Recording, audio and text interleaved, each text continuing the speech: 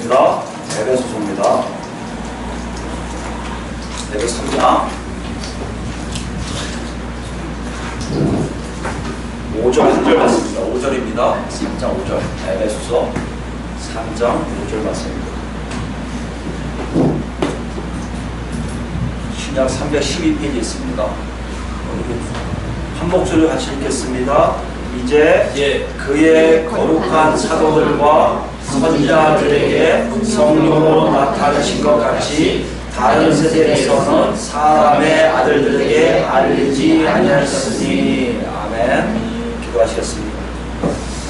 아버지 하나님 감사합니다. 하나님의 은혜 속에 우리 모였습니다. 하나님의 인도하심에 의해서 모였습니다. 하나님 바라볼 걸 같거든요. 정말 하나님 뜻대로 사는 것이 무엇인지 정확히 알아서 하나님 뜻 안에 있게 하여 주시옵시고 모두 다 천국 백성 될 수 있도록 주여 인도하여 주시옵소서. 오늘 말씀 속에 하나님 놀라우신 있음을 믿습니다. 아버지 부족합니다. 오직 하나님께서 직접 역사하시고 우리 몸의 모든 식구들이 다 은혜받고 하나님의 자녀답게 살 수 있도록 주여 인도하여 주시옵소서. 모든 영광 주께 돌립니다. 예수 그리스도로 감사하며 기도드립니다. 아멘. 아멘. 지난 시간에 우리가 그리스도의 비밀을 얘기하면서 비밀을 한다면 하나님의 자녀인지 아닌지를 확인할 수 있다고 지금 말씀드렸고요. 그것을 알 수 있는 매개체가 그리스도이시고요. 그리스도 비밀은 다시 얘기해서 마지막 때에 하나님의 경륜에 있어서의 순종함이 무엇인가를 알려주는 하나의 우리에게 길을 제공하는 놀라운 비밀이라고 말씀드렸습니다. 이걸 통해서 우리 자신을 봤잖아요. 여러분 한 주가 어떻게 확인하셨나요? 내가 정말 하나님의 자녀구나. 내가 정말 하나님의 자녀답게 그리스도 비밀 안에서 살고 있구나. 그걸 확인되셨나요? 이게 확인되셔야 돼요. 그래야지 다음이 들어가요. 오늘은 거기서 더 나아가는 걸 볼 수 있습니다. 5절 말씀 보시면요. 우리가 읽어서 알겠지만 약간 좀 덜 끝나는 느낌이잖아요. 뭔가 뜻이 더 있잖아요. 왜 여기서 끝났을까? 사실 한글 성경과 헬라어 성경은 다른데요. 한글 성경은 이렇게 보면 이제 그의 거룩한 사도들과 선지자들에게 라고 먼저 나왔는데 헬라어 성경은 그보다 뒤늦게 먼저 와요. 다른 세대에서는 사람의 아들들에게 알리지 아니하셨는데 여기 있어요. 이해되시겠죠? 그리고 또 뭐요? 4절, 5절 앞에 관계사라고 나오죠? 아시죠? 그럼 뭐와 연결돼요? 4절하고 연결이 되어 있어요. 그러니까 4절에 뭡니까? 그리스도의 비밀을 깨달은 것을 너희가 알 수 있으리라. 여기 그리스도의 비밀을 수식해줘요. 그 그리스도의 비밀을 설명해 주는 것이 5절의 말씀이에요. 그러니까 무슨 말이냐면 그리스도의 비밀을 깨달은 것을 너희가 알 수 있다. 내가 그리스도의 비밀을 어떻게 깨달았는지를 너희가 알 수 있는데 그리스도의 비밀을 깨닫는 방법은 5절이란다 라고 설명하고 있는 거예요. 그러니까 5절은 지난 시간의 연속이라고 생각하시면 돼요. 오늘 연속극을 듣고 계신 겁니다. 그리스도의 비밀에 대한 얘기를 어떻게 깨달았느냐를 보여주고 있다는 것이죠. 근데 중요한 건요. 여기 보면 알겠지만 헬라어 성경에는 뭘 강조하고 있어요? 다른 세대에서는 사람들의 아들들에게 알리지를 않았다는 얘기예요. 뭘요? 그리스도의 비밀을. 근데 누구에게 알렸다고요? 이제 그의 거룩한 사도들과 선지자들에게는 성령으로 나타내셨다는 것을 강조하고 있어요. 그러니까 무슨 말씀입니까? 어떻게 받았다고요? 과거에 못 받는 걸 내가 지금 받았는데 그걸 어떻게 받았다고요? 동사를 보면 알 수 있겠죠. 동사가요 두 가지가 나오는데 알리지 아니하였으니와 나타내신 것이 다 수동태예요. 수동태는 여러분 이해해야 되시죠? 무슨 말씀이에요? 주어가 하는 게 아니고 누가 하는 거예요? 바울이 그를 알아낸 게 아니고 누구에 의해서 알아졌다는 것이죠. 다른 세대 사람들은요 누구에 의해서 알려지지 않았는데 바울 그 당시에 있는 사도들과 선지자들에게는 누군가에 의해서 알려졌다는 것이에요. 그 누군가가 중요할 거 아니에요. 사람의 능력이나 사람의 지식적으로 사람의 노력으로 그걸 알아지는 게 아니라는 얘기예요. 그리스도의 비밀. 그러니까 그리스도의 비밀을 알려고 한다면 누군가에 의해서 알림을 받아야 된다는 건데 그게 누구냔 말이에요. 여기 나타내신다는 단어에 보면 약간 힌트가 있습니다. 나타내신다는 단어가 여러분 뭘 알겠지만 3절에 계시라는 단어죠. 계시요. 여기 읽었지만 제가 이걸 안 했던 거 혹시 예민하신 분 알까요? 계시에 대해서 얘기 안 해? 네, 오늘 하려고 합니다. 계시와 같은 어근이에요. 나타내셨다가 동사라면 계시는 명사입니다. 그러니까 계시하셨다는 거예요. 그러니까 계시를 이해해야 되면 사도 바울이 무엇을 얘기하는지를 이해할 수가 있게 된다는 것이죠. 여러분, 계시가 뭡니까? 실제로 일반 헬라어 사람들은 계시를 어떻게 하냐면요, 전에 실제로 있었던 사건인데 숨겨져 있는 거예요. 숨겨져 있는데 오늘 이 시간에 열려준 거, 펼쳐진 것을 계시라고 얘기한답니다. 그 신학적으로 어떻게 될까요? 신학적으로는 이건 좀 달라요. 조금 신학도 다른데, 하나님의 지식, 하나님의 목적, 하나님의 행동들을 인류에게 알리시는데요, 하나님이 일부러 고의적으로 계획적으로 알려주시는 행위가 보다 계시라고 해요. 다시 얘기할까요? 하나님의 지식, 하나님의 목적, 하나님의 행동들에 대해서 인류들에게, 사람들에게 의도적으로, 계획적으로 알려주는 것이 보다 계시라고 얘기한다고요. 그럼 여기 우리가 얘기했듯이 지금 바울이 자기도 받았다고 했잖아요. 그럼 누구한테 받았다는 거예요? 하나님이 주셨다는 거예요. 하나님이 바울에게 그렇게 알려주셨다는 거예요. 계시하셨다는 거예요. 우리는 이렇게 생각합니다. 계시한 단어가 예수를 좀 믿고 교회생활 오래 하시는 분들은 그렇게 낯선 단어가 아니에요. 그러니까 계시했다는 것을 아무렇지 않게 받아들여요. 계시했지 뭐.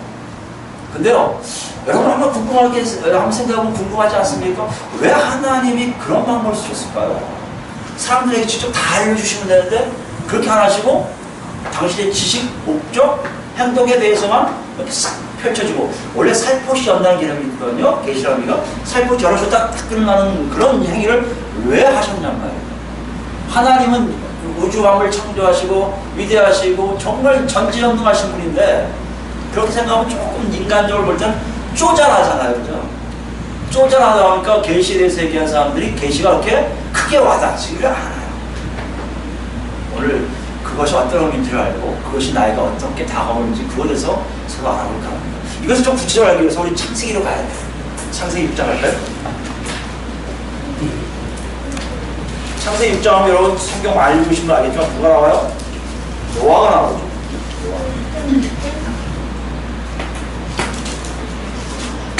6장 13절부터 먼저 보겠습니다. 13절. 창세기 6장 13절 구약 8페이지에 있습니다. 다 찾으셨죠? 예. 제가 했습니다. 하나님이 노아에게 이르시되, 하나님 노아에게 말씀하셨다는 거예요. 모든 혈육 있는 자의 포악함이 땅에 가득함으로 그 끝날이 내 앞에 이르렀으니 내가 그들의 땅과 함께 멸하리라. 여러분, 노아 시대에 노아만 살고 있었을까요? 아니죠. 노아만 안 살고 있었죠. 구약 8페이지에 있습니다. 계속 읽을 거니까 다 찾으셔야 돼요. 창세기 6장 구약 8페이지 혹은 7페이지 정도 갈 겁니다. 우리가 생각할 때요, 이건 이렇게 생각할 수 있어요. 하나님이 왜 노아에게만 얘기했을까를 얘기할 때 우리가 이걸 생각하셔야 돼요. 창세기 3장에 생명나무 열매가 아닌 선악을 알게 하는 나무의 실과를 먹지 말라고 했는데 아담이 먹어요. 죄를 지어요. 그때 하나님 뭐요? 정령 죽으리라고 말씀하세요. 정령 죽으리라고 해서 우리가 배웠지만 단절을 얘기해요. 끊어짐을 얘기한단 말이에요. 근데요, 이 끊어진 거에 대해서 아담과 하와는 좀 답답했을 것 같아요. 엄청 답답했을 것 같아요. 근데 그 후손들은 점점 갈수록 답답했을까 안 했을 것 같아요? 안 했죠. 우리도요, 사실 죄지면 하나님과 멀어집니다. 우리 죄 때문에 하나님과 멀어져 있었습니다 하면요, 답답해야 되는데 하나도 안 답답했어요. 물론 어렸을 때부터 신앙생활 하시면 모르겠지만 저같이 중간에 예수 믿는 분들은 알아요. 중간에 예수 믿는 전에요, 답답했냐고 저한테요, 하나도 안 답답했어요. 왜요? 하나님은 누군지도 모르니까 모르는 대로 살아야죠. 하나님이 왜 뭐 해도 난 상관없으니까 내 마음대로 살아요. 아침에 일어나 내 마음대로 계획하고요, 내가 만나고 싶은 사람 만나고요, 이 세상에 원하는 대로 열심히 공부하고 이 세상에 원하는 대로 살았단 말이에요. 아무 불편이 없어요. 근데 희한한 건요, 예수 믿는 분들도 죄에서 단절했다고 얘기하면요, 그것이 아픔으로 와야 되는데 아픔으로 안 와요. 왜요? 무뎌진다는 거예요. 내가 뭐를 하루 하나를 안 찾으면 되지 뭐. 뭐 예배 뭐 꼭 드려야 돼. 안 드려. 오늘 바쁜데 딴 데 가자. 이럴 수 있는 상태까지 우리가 몸이 없다는 거예요. 우리가 하나님을 찾고 안 찾고의 문제는 어떻게 보면요, 아담의 죄에 의한 영향이에요. 근데 예수님이 우리한테 그걸 해방시켜 주셨는데 우리가 무뎌지고 있다는 것이에요. 꼭 누구 같냐면 노아 시대 때 사람들 같아요. 그걸 보여주고 있어요. 6장 1절부터 볼까요? 아담의 후손들이 점점 번창하기 시작해요. 번창하고 잘 이렇게 충만하니까 이들이 자기들 나름대로 뭔가 세상적인 둘에 의해 살기 시작합니다. 6절 1절 뭐냐면 땅 위에 번성하기 시작할 때 그들에게 딸들이 나니 하나님의 아들들이 사람의 딸들의 아름다움을 보고 자기들이 좋아하는 모든 여자를 아내로 삼는지라. 이게 뭐가 잘못된 거예요? 여러분 이거 잘못됐다고 생각 못하는 것 자체가 잘못된 거예요. 왜 그런지 아세요?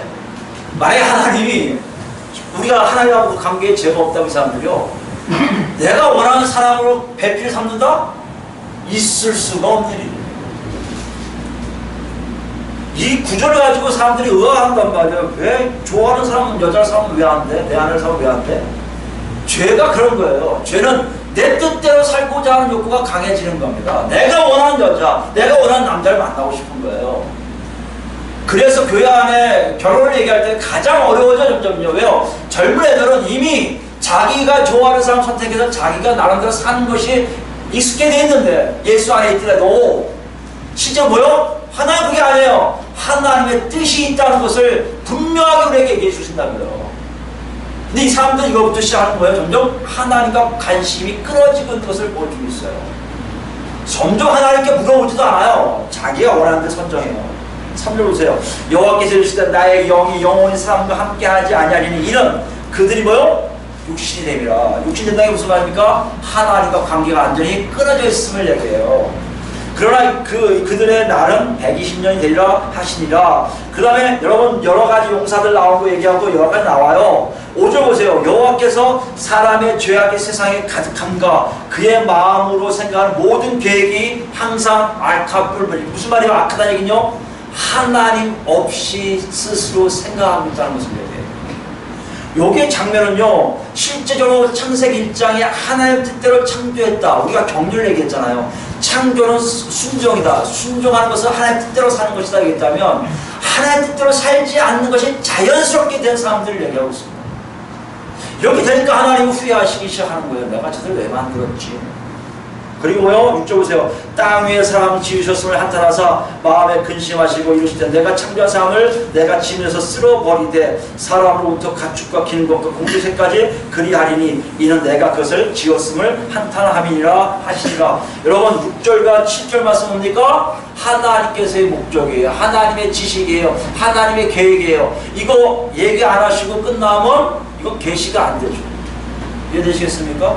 하나님이 그냥 끝낼 수 있어요. 근데 문제는 뭔지 아세요? 사람들은 아무 문제 없이 살 수 있어요. 아무 문제 없는데 지금 하나님 뭘 계획하시다고요? 심판을 계획하고 계세요. 그러면 여러분 생각해보세요. 여러분 그럼 하나님 입장에서요 심판을 하게 했으면 그냥 실행하시면 돼요. 갑자기 어느 날 그냥 싹 쓸어버리시면 돼요. 하나님이 그렇게 안 하세요. 왜 안 하신 줄 아세요? 8절 9절 말씀. 그러나 누가 있어요? 노아라는 사람이 있잖아요. 노아는 여호와께 은혜를 입었더라. 이게 무슨 말씀이에요? 노아는 하나님과 같이 가고 있었다는 얘기예요. 그걸 풀이한 게 9절 말씀이에요. 노아는 뒤에 나옵니다. 의인이요 당대의 완전한 자라. 그는 하나님과 뭐였다고요? 동행하였으며. 만약에 쓸어버리라고 생각하니까 누가 있는 거예요? 노아가 멀쩡하게 살아있는 거예요. 노아를 쓸 수가 없잖아요. 왜요? 하나님의 경륜에는 순종하는 자는 끝까지 같이 가시거든요. 그때 하나님 뭘 얘기하세요? 노아에게 얘기하시는 거예요. 노아야 내가 이 땅을 다 쓸어버릴 거야. 너는 방주 만들어. 이게 뭐라고요? 이게 계시입니다. 하나님의 계획, 하나님께서 행하실 일들, 여러분 생각해보세요. 하나님의 계획과 행하실 일들을 알린다는 얘기가 좋은 얘기도 있겠지만 어떤 얘기가 주로 많겠습니까? 사람들이 잘못 살고 있는 것에 대해서 경고하는 것이 많겠죠. 잘 살고 있는 사람들에게 경고할 거 아니에요. 얘야 문정아 너희 그리스도 교회가 지금 잘하고 있는데 이거 부족해. 이거 좀 가서 얘기해. 이렇게 얘기하실 거 아니에요. 만약에 우리가 구약이었으면. 잘하고 있으면요 칭찬으로 끝나실 거예요. 아마 이 자리에서 그러니까 다 만져주실 거예요. 다 감동이 옵니다. 아 내가 하나님께서 따라 사는 거 다 알아요. 근데 뭘 때문에 모르는 거예요? 노아만 하나님의 음성을 들을 수 있다는 얘기예요. 다른 사람들은요 하나님의 음성을 들을 수가 없어요. 아무리 얘기해도요, 귓전에 얘기가 하나도 안 들려요. 왜요? 하나님과 관계가 끊어졌기 때문에. 그래서 쓰시는 법이 뭐라고요? 그게 계시예요. 그런 적이 약간 계시는 뭘까요? 경고의 말씀에 대한 것이고요. 또한 뭘까요, 여러분? 만약에 다 죽이시려 했다면 노아에게만 살짝 어떻게 하고 할 텐데, 노아에게 뭘 만들려고 했어요? 방주. 그것도 120년 동안 긴 세월을 만들게 했어요. 사람들이 물어볼 거 아니에요. 쟤 왜 저래? 비가 온대나 뭐 한다나? 왜? 하나님 얘기했대. 다 쓸어버리겠다고. 지금 뭐 한 거예요? 하나님의 계시가 그들에게도 들리기를 원하셨을 거란 얘기예요. 다시 얘기할까요? 계시란 경고의 메시지도 되지만 그 영혼을 다 살리고자 하는 하나님의 은혜의 메시지도 된다는 얘기예요. 여러분 계시를 받고 계셨습니까? 계시를 알고 계십니까? 그 은혜가 여러분 안에 있습니까? 사도 바울은 이걸 얘기하고 싶은 거예요. 이거를 뭘요? 니들이 정말 그리스도의 비밀을 알고 있다면 너희는 이미 하나님 은혜 안에 있는 것이고 결국에 너희는 노아처럼 하나님이 살리실 거야. 그런데 말이다, 너희들이 알고 있는 비밀을 다른 사람들에게 알려주면 그들이 만약에 받아들인다면 그들도 살아날 것이라는 것이 뭐라고요? 그게 계시란 말이에요. 근데 오늘 본문을 보시면 알겠지만요, 계시에 대해서 굉장히 구체적으로 좀 비교를 하는 게 나셨어요. 다시 올까 보면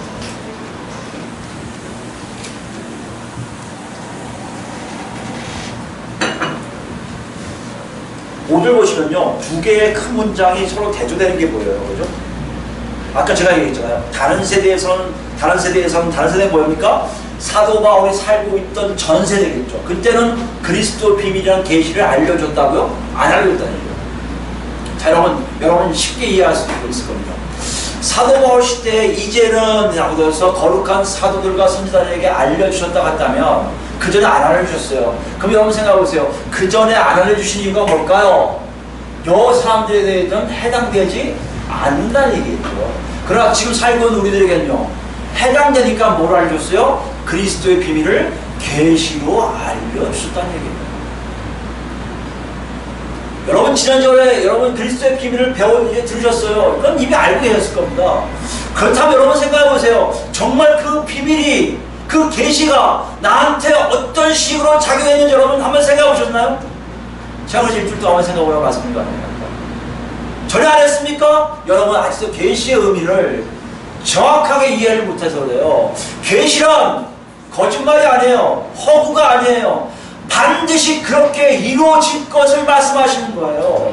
이렇게 될 거니까 너희들 확실하게 알고 있어. 너희들 확실하게 알고 있는 뿐만 아니라 거기에 대비하고 있어야 된다고 얘기하신 게 계시란 말이에요, 여러분.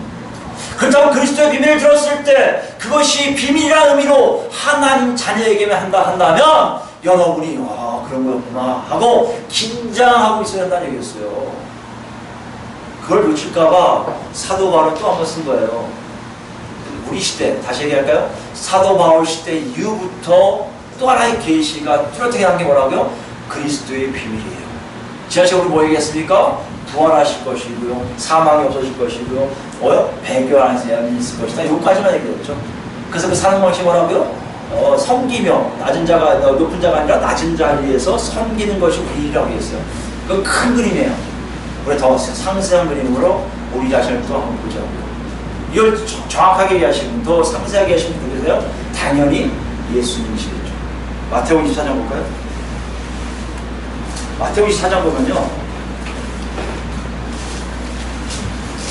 많은 학자들이 그렇게 얘기해요. 소계시록이라고, 작은 계시록이라고. 그러니까 종말에서 자세하게 잘 그리고, 마태복음 24장은 신약 40페이지 있습니다.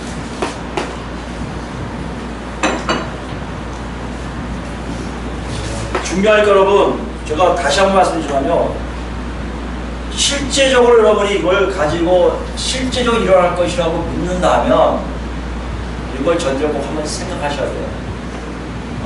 그런 마음으로 같이 하겠습니다. 3절 보시면요, 예수께서 감람산 위에 앉으셨을 때 제자들이 조용히 와요. 왜냐하면 성전이 파괴될 거라고 말씀하셨거든요. 성전이 파괴된다는 것은 이 사람들에게는 종말을 얘기해요. 또 한 번에 이건 아니다, 끝나는 거다, 이러면 그래서 조용히 가서 물어봐요. 언제 그런 일이 있겠습니까? 주의 임하심과 세상 끝에 무슨 징조가 있사오니까 물어봐요. 그것은 말씀하신 내용이 뭐라고요? 계시겠죠. 왜요? 하나님이 이렇게 하실 것이라는 행동, 계획, 목적, 지식을 알려주시니까.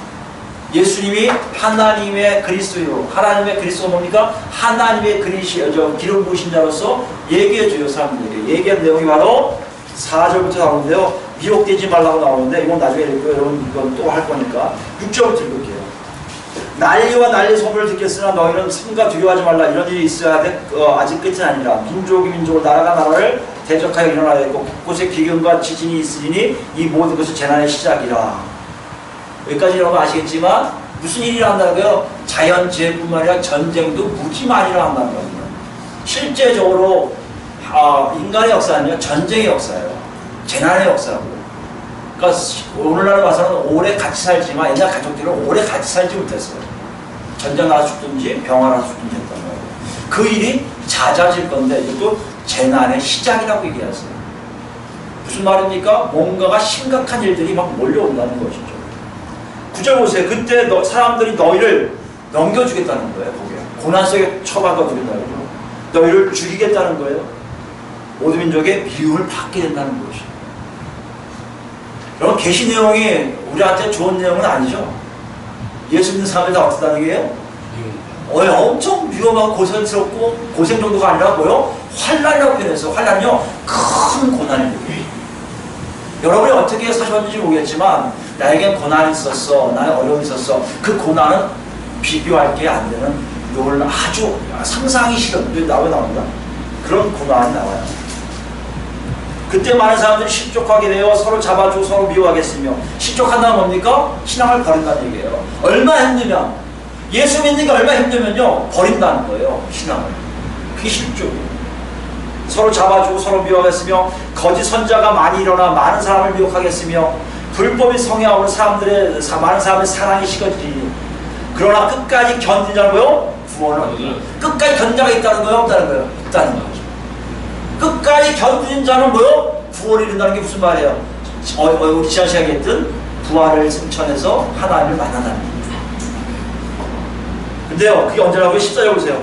이 천국 복음이 예수님이 말씀하신 복음, 그 복음이 모든 민족에 증언되기 위하여 온 세상에 전파되리니 그 제약 끝이요. 시기를 얘기해 주셨어요. 언젠지 몰라요. 그러나 대강 시기 나와요. 언제요? 하나님의 예수가 그리스도의 복음, 그의 죽으심과 부활하심을 통해 너희가 죄에서 해방됐다는 복음, 그러므로 앞으로 종말이 올 것이라는 복음, 이 복음이 모든 민족에 다 퍼져야 끝이 난다는 거예요. 끝이 있다는 얘기예요? 없다는 얘기예요? 있다는 얘기예요. 언제 온다는 거예요? 복음이 다 증거될 때요. 어떤 일이 난다고요? 그 안에는요 우리 예수 믿는 사람들이 순탄한 삶을 살 수가 없다는 얘기예요. 하나님 이 땅에 잘 살게 해주세요. 이 땅에서 복 받게 해주세요. 이건 어떻게 보면요 성경의 계시 내용과 위배돼요. 뭐 하면 돼요? 잘 견디게 해주세요. 뭐라고 했어요? 미혹받지 않게 해주세요. 그게 예수 믿는 사람의 모습이라고 얘기하고 있단 말이에요. 근데요 이런 일들이 있는데 21절 보면요 또 확대하세요. 그때 큰 환난이 있겠으며 어떤 환난이냐 보면요 창세로부터 지금까지 이런 환난이 없었고 후에도 없으리라. 무슨 말씀이에요? 엄청 큰 환난이라 얘기하기도 뭐 하신 거예요. 한 번도 있어 보지 않은 환난이라는 것이죠. 얼마큼 크냐면요 예수님이 직접적으로 주관적으로 느껴보라고 얘기하세요. 22절 말씀이요. 그날들을 감하지 아니하면 모든 육체가 구원을 얻지 못할 것이다. 그러나 택하신 자들 위하여 그날을 감하시리라. 누굴 위해서요? 견디는 자. 누굴 위해서요? 택하심을 입은 자들 위해서 그날을 감해 주시는데요. 환난이 있다 없다? 환난은 반드시 있다고 얘기하세요. 여러분 우리가 아닐 수도 있습니다. 우리가 다 천국 간다면 우리 후손들이 그럴 수 있어요. 중요한 게 뭐라고요? 이 땅의 삶 속에도 예수를 믿으면서 느끼는 환난이 여러분한테 있다면 여러분 가정은요 이 계시가 그대로 우리 안에서 이루어지고 있는 걸 안다는 얘기예요. 근데 여러분 우리 삶 속에 이걸 얘기하고 있으면요 많은 분들이 이렇게 얘기해요. 에이 선택이 있어. 저는 그런 얘기 많이 들어요. 선택하면 되잖아요. 둘 중 하나. 많은 분들이 그러더라고요. 여러분 선택하세요. 목사님 그러세요? 많은 목사님 신명기 28장 놓고 너희 앞에 복과 화를 내는 게 선택하라고 되어 있거든요. 그럼 복과 화를 두고 선택하라고 하면 뭘 선택하실 거예요? 화 선택하는 사람 있어요? 이거 무슨 말씀이에요? 복의 길이 네 눈에 보이니? 복의 길로 가라는 얘기예요. 우리가 선택이 있다고 착각하지 마세요. 우리 앞에 선택이 없어요. 우리 앞에 선택이 있다는 얘기는 뭡니까? 내가 이 계시를 정확히 알고 있다는 거예요. 그렇기 때문에 복과 화가 보이는 걸 안다는 얘기예요. 신명 28장 얘기한다면 우리 눈앞에 선택할 수 있는 눈이 있다는 얘기는 여러분이 지금 말씀하신 계시 내용을 정확히 알 때만 가능한 거예요. 만약에 여러분 계시 내용을 모르고 앞으로 어떻게 살 것인지 모른다면 여러분 선택길이 없어요. 죄송하지만 선택하는 것 같은데 그건 선택이 아니라고요. 화길로 그냥 가는 거예요. 이게 예수님이 말씀하신 계시 내용이에요. 그게 어렵다고요? 37절 노아 시대하고 비교하세요. 그래서 노아 시대 때 아까 읽어봤잖아요. 사람들이요 분명히 하나님의 음성을 들려줬을 거예요. 놓고 다녔을 거예요. 근데 모두 다 하나님하고 교제를 안 하니까 자기 멋대로 살아요. 내가 원하는 대로 살아요. 내가 원하는 짝을 찾고요. 내가 원하는 짝을 찾고요. 내가 원하는 시스템 안에 살고 싶어하는 걸로 가버려요. 그러니까 하나님 놓고 소리 안 들어요. 그걸 얘기하세요. 그대로. 그게 뭐라고요? 선택한다고요? 아니요. 여러분 선택하는 게 아니에요. 불신앙으로 하나님이 예비해 두신 길로 그냥 자동적으로 가는 거예요. 그게 뭐라고요? 37절 가서 보세요. 노아의 때와 같이 인자 이 마음도 이루가니라. 노아의 때와 똑같다고 말씀하세요. 아까 우리 읽었잖아요. 홍수 전에 노아가 방주에 들어가던 날까지 사람들 뭐요? 먹고 마시고 장가들고 시집가고 있으면서. 이게 무슨 말이에요? 왜 먹고 마시고 장가들고 시집가는 게 뭐가 잘못됐어요? 여러분 생각해보세요. 홍수가 나서 120년 후면 다 망할까고 얘기한다면 먹고 마시고 장가들고 이게 우선적이겠습니까? 아니겠죠. 뭐 했을 것 같아요? 여러분 같았으면 아마 노아를 도와줬을 거예요. 저도 같이 해요. 저도 같이 해요. 왜요? 저도 그 안에 들어가고 싶어요. 저도 얘기해주세요. 하나님께 저기 들어가게. 우선권이 바뀐다는 얘기예요. 여러분. 실제적으로 계시가 여러분 안에서 사실화된다면 이건 반드시 일어날 것이 된다면 여러분의 삶의 우선권이 뭐가 바뀌냐면요. 먹고 마시고 시집가고 장가가는 게 아니라 하나님을 찾는 게 우선이 될 거란 말이에요. 이게 선택이라고요? 아니죠. 지금 이게 아는 사람만 선택하는 거잖아요. 알지 못한 사람 선택하는 게 아니에요. 알지 못한 사람 자기도 모르게 자기 인생을 자기 운명대로 사는 거예요. 그걸 놓고 하시는 거예요. 지금요. 계시를 왜 들려주십니까? 아까 얘기했잖아요. 다른 사람들도 들어서 살리고 싶으신 거예요. 죽이고 싶은 게 아니라 살리고 싶어서 말씀하시는 거예요. 여기 이렇게 나왔죠. 홍수가 나서 그들 다 멸하기까지 깨닫지 못하였으니. 이런 사람도 있을 거란 말이에요. 여러분의 선택 아닙니다. 선택은요, 계시를 정확히 알 때 선택할 수 있어요. 뭘 선택할 수 있다고요? 하나님의 길을 갈 수가 있다는 거예요. 40절 보세요. 그때 두 사람이 밭에 있음에 한 사람은 데려가고 한 사람은 버려두면 당할 것이고. 전 이거 읽을 때마다 이 의미에 대해서 너무나 무서워요. 두 사람을 얘기해요. 이거 뭘 얘기합니까? 똑같이 살아요. 똑같이 사는데요. 사는 방식이, 사는 체제가, 사는 시스템이 달라요. 한 사람은요, 하나님의 계시를 알아서 하나님 뜻대로 사는 사람은 하나님 데려가고요. 하나님 버려두면 당해요. 모든 사람들. 여러분 똑같이 밥 먹고 있잖아요. 똑같이 예배 생활하고 있잖아요. 똑같이 다 살고 있는데요. 죄송하지만요. 이거 알면요. 목사로서 할 얘기는 아니지만 죄송하지만 여러분. 다 같이 먹고 살고 있는데 하나님 보시기에 저러면 되고 이러면 안 된다면 저는 뭐라고 얘기하겠습니까? 하나님 다 데려가셔야 할 거 아니에요. 그런데 하나님은요. 그걸 계시로만 알려주신다니까요. 각자가 아셔야 돼요. 각자가. 목사가 할 수 있는 거 그거 알아요. 하나님이 저 사람 살리려고 하니까 가서 얘기하라 하지 않으면 저는 알 수가 없어요. 여러분과 제가 거기 있다는 것이에요. 같이 다가야 하고 신나게 재밌게 놀고 있지만 하나님의 택하심이 있냐? 구원받는 삶이냐? 그 속에 분명하다는 것입니다. 어느 사람이 가능하다며? 그 계시를 사실로 믿는 사람. 실제로 와닿는 거. 분명히 하나님은 계시하셨어. 아, 계시하셨다면 반드시 이루어질 일들을 말씀하신 거야. 그렇다고 나는 거기에 살 거야. 이런 사람들은 하나님이 데려가신다는 거 아니에요. 41장 더 읽겠습니다. 두 여자가 맷돌질을 하고 있음에 한 사람은 데려가고 한 사람은 버려두면 당할 것이라. 그러므로 뭐하라? 깨어있으라. 어느 날에 너희 주가 임하는지 너희가 알지 못하니. 여러분, 그리스도의 비밀이라는 것이 지난 시간 우리 얘기했더니요, 아무것도 아닌 것처럼 느꼈어요. 그죠? 아, 높게 되려면 낮게 되라. 이건 아무렇지 않게 느꼈어요. 근데 계시 안에서 보면요, 하나님 그렇게 평가하신다는 거예요. 정말 높아지려면 낮아지는 사람 높아지겠다고 얘기하시는 거예요. 예수님이 그렇게 되신 것처럼 정말 그렇게 하시겠다는 거예요. 그럼 여러분 생각해보세요. 내 안에 그 정말이 하면 어떻게 하실 거예요, 여러분? 낮아지겠죠. 우리가 그만큼 계시에서 무딘 거예요. 하나님에서 무딘 거예요. 하나님과 관계가 없을 수 있는 거예요. 우리 스스로가 아무리 내가 하나님 자녀라고 얘기해도 내 삶이 그렇게 안 가고 있다면 하나님과 관계가 굉장히 무딜 뿐만 아니라 하나님 말씀을 제대로 믿지 않고 있다는 얘기예요.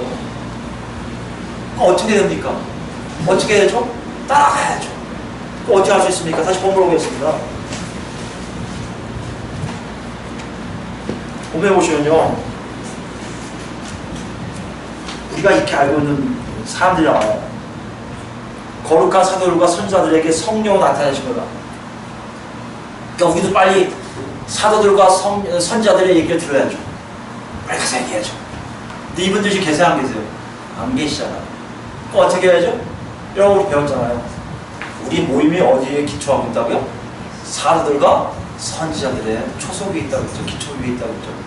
그 무슨 말이에요? 사도들과 선지자들에게 알려주신 하나님의 놀라신 계시의 말씀 위에 우리가 세워있다는 거 아니겠어요? 그죠? 그럼 어떻게 할 수 있어요? 예수님께 고백한 베드로의 고백 있잖아요. 주는 그리스도시요 살아계신 하나님의 아들이시냐. 그러니까 네 고백 위에 내 교회를 세울 것이다. 계시를 알고 있으면 되는 거 아니에요? 그러면 이 사람들의 말씀을 우리가 어떻게 할 수 있어요? 이게 성경 아니에요. 신약, 특히 신약. 여러분, 성경을 나는 안 봐도 괜찮아요 하는 분 계시더라고요. 아니요. 안 보면요 흐릿해져요. 계시 말씀이 흐릿해져요. 이게 하나님 주신 말씀인가? 아니까 몰라요. 자꾸만 신비로운 데 빠지려고 그래요. 여기 계시 받았습니다. 여기 계시 받았다는 건 조심하세요. 계시 받았다면 무슨 얘기예요? 여러분이 지금 얘기했지만 종말이 다른 종말이 하나 있다는 얘기예요. 우리에게 주신 종말은 딱 한 가지예요. 예수 그리스도를 통한 종말이 마지막이지 딴 거 얘기하신 적 한 번도 없어요. 계시받았다는 표현은 잘못된 표현이에요. 그럼 뭘 표현해야 돼요? 그런 현상이 일어나는데 과거, 미래를 자꾸 보는데요. 그건 은사에 의한 뭐요? 성령의 역사예요. 성령에 조명하셨다. 왜요? 이미 계시된 사건을 더 뚜렷하게 보여주시는 거니까. 여러분이 만든 게, 여러분이 직접 스스로 만든 게 아니라 스스로 받은 게 아니잖아요. 그걸 바꿔보기 뭐예요? 그 사람은 이단이고 잘못된 사람이에요. 틀린 사람이에요. 그걸 뭐라고 한다고요? 그리스도께서 말씀하셨듯이 비욕받지 말라는 종류의 사람이에요. 이해되시겠습니까? 근데 중요한 거예요. 우리는 뭐요? 성경을 주죠, 성경. 신비적인 것도 중요하지만, 은사도 중요하고, 그들 되게 얘기했지만, 여러분 반드시 누구처럼요? 베레아 사람들처럼 집에 가서 성경을 확인해 보시는 것이 신사적인 거예요. 왜요? 이 말씀이 곧 뭐라고요? 사도들과 선지자들이기 때문에. 우리 교회 분명 하나님께서 은사 주실 거예요. 은사가 막 역사할 거예요. 많은 사람들 와서 은사들이 막 일어날 겁니다. 그러면 그 은사가 정말 하나님께서 나온지 아닌지 어떻게 할 수 있다고요? 여러분 말씀 가지고 비교해 보셔야 돼요. 비교해 보셔야 돼요. 이상하다. 처음 얘기할 게 여기 없네.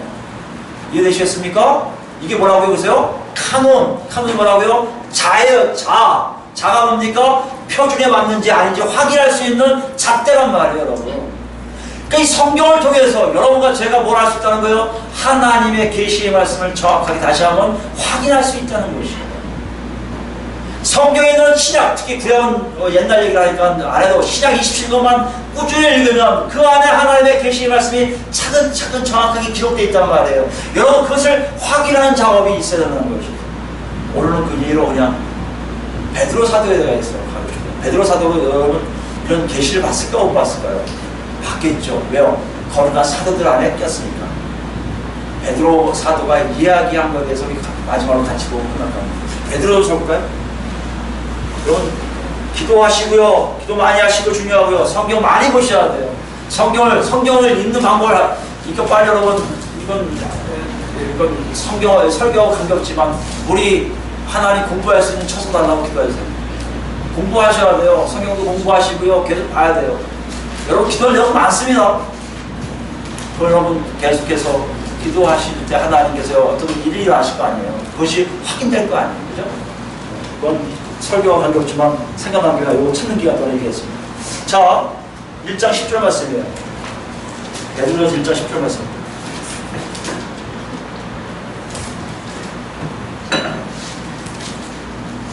이 구원에 대해서 다 찾으셨죠? 376페이지 있습니다. 베드로전서 1장 10절. 이 구원에 대하여 구원을 얘기하죠. 너에게 임할 은혜를 예언하던 선지자들이 예언했던 구시대 구약의 선지자들에 대해서 있고요. 연구하고 구절을 살폈어요. 자꾸 하나님 주시는 거예요. 마지막 때 되면 이런 일이 일어날까. 근데 이 사람들 연구하고 막 살게 자기네 안 들어. 그때 뭐요? 자기 속에 계신 그리스도의 영이 그 받으신 고난과 후에 받으신 영광을 미리 증언하여 누구를 또한 어떠한 때를 지시하는지 상관이라.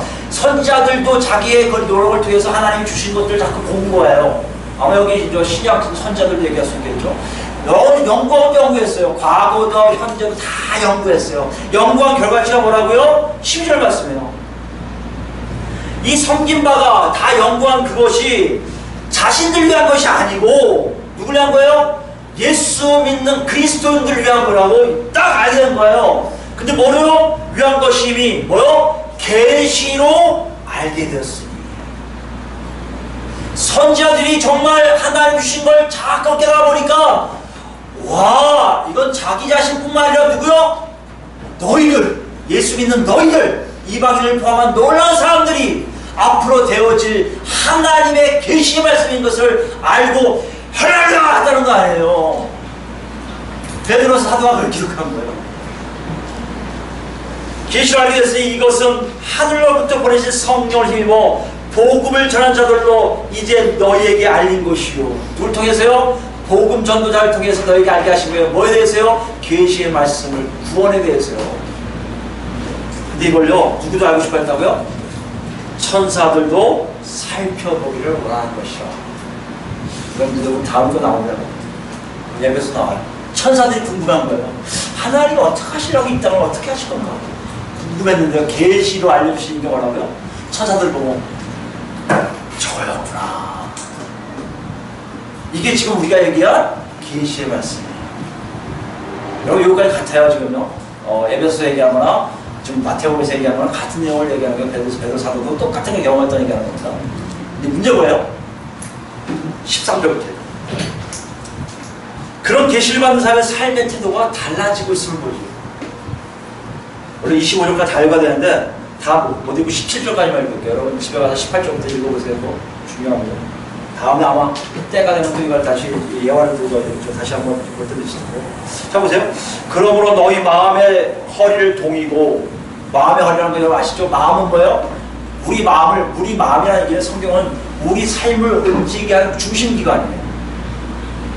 여러분이 마음을 새롭게 하여 변화를 받아 나오죠. 로마서 10장이에요. 이것처럼 우리 마음이 새롭게 되면요, 우리 안에서 마음의 미덕이 이루고 입으로 시인하여 본을 이루는 마찬가지로 우리 마음이 몰라요? 허리를 동인다는 얘기는 뭡니까? 마음이 지금 어디로 가고 있는지를 확 잡아내라는 거예요. 출발할 준비하는 거예요. 긴장하는 거예요. 깨어있으라는 얘기입니다. 여러분 계시를 하는 사람들은 깨어있어요. 뭐 하는 것처럼요? 허리를 동요매고 출발할 사람처럼 취급하려고 했던 이스라엘 백성들처럼 갈 준비를 하셔야 돼요. 그리고 뭐요? 근신하여 예수 그리스도께서 나타나실 때 너희에게 가져다 주실 은혜를 온전히 바랄지어다. 뭘 바라보라는 거예요? 골로새서 얘기하면 하늘을 바라보는, 위에 것 찾는 거예요. 하나님 나에게 주실 은혜를 바라보는 거예요. 여러분 다시 얘기합니다. 여러분 마음에 계시 내용이 사실화되고 실제로 나에게 올 것을 점점 더 뚜렷해진다면, 성령을 통해서 점점 더 뚜렷해진다면 여러분 삶의 방향이 젖 먹을 땐 몰라도 걸어가지고 거침없이 멀다가 들어가고 있다고요? 눈이 지금 머리를 한다고요? 하나님께 향하며 하나님이 주신 은혜만 바라보고 있을 것을 얘기하는 겁니다. 14절입니다. 너희가 순종하는 자식처럼 전에 알지 못하던 때에 따르던 너희 사역을 본받지 말고. 중요한 말씀 여기 간단히 설명할게요. 너희 사역을 본받지 말라는 얘기는 딱 한 가지예요. 여러분, 여러분이 갖고 있었던 잘못된 생각들, 내 마음속에 막 악함, 더러움, 추함, 남을 해코지 하고 싶고, 과거에 그래서 아무 문제 없었던 그런 마음들, 이제 여러분 거 아니라고 선언하는 거예요. 본받지 말라는 얘기는요, 내게 아닌데 따라하는 걸 본받는다는 거예요. 여러분 안에는 세욕이요. 그건 여러분 거 아니에요. 이미 여러분 것에 해방된 사람들이에요. 어쩌면 얘기해요. 그거 순종하지 말라는 거예요. 하지 말라는 거예요. 남 미워하는 게 습관된 사람 미워하지 말라는 거예요. 남에게 욕하는 것이 습관된 사람 욕하지 말라는 거예요. 남에게 해코지하는 것이 습관된 사람들 해코지하지 말라는 거예요. 배려하지 못한 거 습관된 사람 배려하기 시작하라는 거예요. 여러분이 하지 못했던 일들, 그런 일을 완전히 뒤집어 놓은 걸 그대로 지키라는 얘기예요. 왜요? 그 사람들은 계시가 사실화, 실제화 되기 때문이습니다. 15절에요.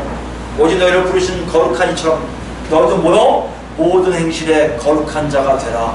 기록되었을 때 내가 거룩하니 너도 거룩할지어다. 이거 얘기 안 되겠죠? 하나님 닮아가는 삶을 살라는 거예요. 17절 보세요. 외모로 보시지 않고, 외모라 묻는 게 무슨 말입니까? 아, 목사구나. 아, 직분이 있구나. 아, 누구구나. 이거 안 따진다는 거예요. 그거 안 따지고요. 나 초신자인데요. 안 따져요. 나 예수 믿은 지 뭐 몇 달 안 됐는데요. 그거 안 따져요. 누가 됐든지 간에 예수를 아는 사람들을 하나님 어떻게 심판하신다고요? 외모로 심판치 아니하시고 각 사람의 행위대로 심판하신 이를 너희가, 우리가 뭐라고 부른다고요? 아버지라 부른즉. 이해되세요? 여러분이 아버지 하는 부르는 그분은 외모로 평가하지 않으시고 우리 삶을 통해서 평가하세요. 내 새끼 다운지 아닌지를 아신다는 얘기예요. 저는 아무리 봐도 내 새끼 같아. 한시 나하고 똑같거든. 왜요? 거룩하게 살고 있거든. 여러분, 이 말씀은요, 종교적인 행위를 위해서, 윤리적인 행위를 위해서 얘기하는 거 아니에요. 거룩함이 윤리에서 얘기하는 거 아니에요. 거룩함은 딱 한 가지예요. 하나님 닮아가는 거예요. 하나님 어떤 분인지 아는 사람만 살 수 있는 삶이에요. 그건 제가 평가하는 게 아니에요. 하나님이 평가하세요. 저도 몰라요. 제 눈에는 아무리 거룩하게 봐도 하나님 보시기에 저 거룩하지 않아 끝나요. 그게 뭐라고요? 외모로 보시지 않고 행하는 일 가지고 심판하신다는 얘기예요. 그럼 어떡하라고요? 너희가 나그네 있을 때, 이 땅에 살 때야. 이 땅에 살 때라고요? 두려움으로 지내라. 두려움이 뭡니까? 벌벌 떠는 게 아니에요. 경외하라는 겁니다. 경배하라는 거예요. 존경하라는 거예요. 하나님을 존경하게 되면 내 삶이 그분과 닮아지게 되어 있다는 거예요. 베드로는 간단하게 얘기했을 것 같죠? 이거 여러분 자세하게 하면 여러분 다 아실 내용이에요. 이걸 왜 한다고요? 왜 얘기한다요? 다시 한번 얘기합니다. 계시가 실제화 될 걸 알기에 베드로 사도와 바울 사도가 똑같이 얘기합니다. 두렵고 떨림으로 너의 구원을 이루라. 여러분, 다시 한번 질문할게요. 사도 바울에게 이걸 얘기하고 있어요. 너희 정말 그리스도의 비밀을 알아? 알았지? 그게 내가 능력이 있어서 내가 배워서 너한테 알려준다고 생각해? 아니야. 하나님 알려주신 거야. 근데 신기한 게 뭔지 아냐? 하나님 알려주신 비밀을 너희도 알게 되면 어떻게 알게 되면요? 와, 저거 실제로 있을 거야. 하나님 믿습니다. 나 이렇게 이건 믿으니까 나 이렇게 살래요. 그런다면 너도 분명 그리스도의 비밀이 어떤 건지를 깨닫게 된다는 것이에요. 그럼 뭐예요? 나도 그렇게 살 수 있다는 것이에요. 이게 계시의 능력이에요. 이게 계시의 효능이에요. 그렇다면 우리 어디 있습니까? 정말 여러분 계시를 받을 계세요? 계시가 정말 일어날 걸 믿어요? 예수님 말씀과 성경의 말씀과 지금까지 얘기했던 모든 일들이 여러분 사실로 믿어집니까? 그럼 여러분 삶을 보세요. 두렵고 떨림으로 천천히 하나님 뜻 아래 살려고 애쓰고 있습니까? 잘하고 계십니다. 그러고 있지 못합니까? 여러분 다시 보셔야 돼요. 이것저것 아무것도 없다고요? 놓고서 읽으세요. 예수님이 이걸 알려주시려고요. 저같이 못난 사람들 쓰시면서 복음 증거하고 계시고요. 여러분 주변의 사람들 여러분에게 복음 증거하는 딱 한 가지예요. 그거 들으라고. 그래서 다 같이 살자고. 여기 모인 식구들 다시 얘기합니다. 하나님 부르실 때요. 한 사람도 내버려두지 않고 다 데려가는 그런 역사의 길 예수 그리스도의 간절히 축원드립니다. 아멘. 찬송가